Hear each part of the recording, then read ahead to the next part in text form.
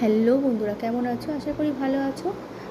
এই প্রথমবার আমি আমার এই চ্যানেলটাতে দুধ কাঁকরোল রেসিপি মানে একটু রান্নার রেসিপি লং ভিডিও বলতে পারো শেয়ার করছি।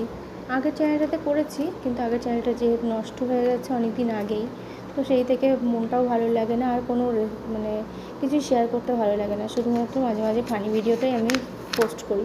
তো ভাবলাম আজকে একটু যখন নিরামিষ রান্নাটা তো করলাম, এটা তোমাদের সাথে শেয়ার করাই যাক। তা ভালো লাগলে লাইক কমেন্ট করে পাশে থেকো। তো দেখো, এই যে দুধ কাঁকরোলটা বানানোর জন্য প্রথমেই গোল গোল করে কাঁকরোল মানে কেটে নিয়েছিলাম। কেটে নেওয়ার পর সেটাকে ভালোভাবে ধুয়ে যথারীতি কড়াইয়ে দিয়ে তেল গরম করে আধা আধা ভেজে রেখেছি, মানে না লাল না সবুজ সবুজ, মানে মোটামুটি আর কি ভাজা, আধা আধা ভাজা রেখে দিয়েছি করে।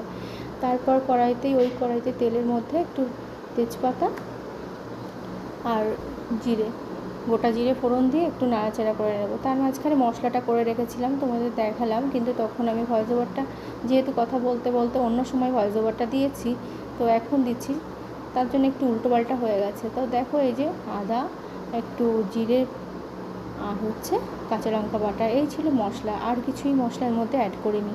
তো দেখো, মশলাটাকে নাড়াচাড়া করতে করতে ওই ভেজে রাখা কাঁকরোলগুলোকে এবার এর মধ্যে আমি দিয়ে দেবো, কেননা ভেজে রাখা কাঁকরোলগুলো এর মধ্যে একসাথে মিক্সড হয়ে যাবে, ভালো মশলার সাথে মিশে যাবে।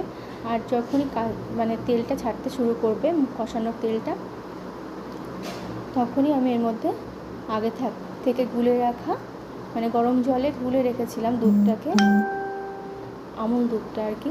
এখানে যদি নারকেল দুধ বা গরুর দুধ দিয়ে করো আরও তো দুর্দান্ত লাগবে। তো আমার কাছে এখন এগুলো ছিল না বলেই আমি আপাতত আমুল দুধ দিয়েই কাজটা চালিয়ে নিলাম।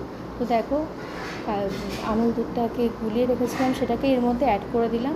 এবার দিলাম একটু নামানোর আগে চিনি আর গোটা মানে গরম মশলা, নামানোর আগে একটু গুঁড়ো গরম মশলা আর ঘি দিয়ে নামিয়ে নিলেই রেডি দুধ কাঁকরোল। তোমাদের রেসিপিটা কেমন লাগলো অবশ্যই কমেন্টে জানিও, কিন্তু ভালো লাগলে লাইক কমেন্ট করে পাশে থেকো।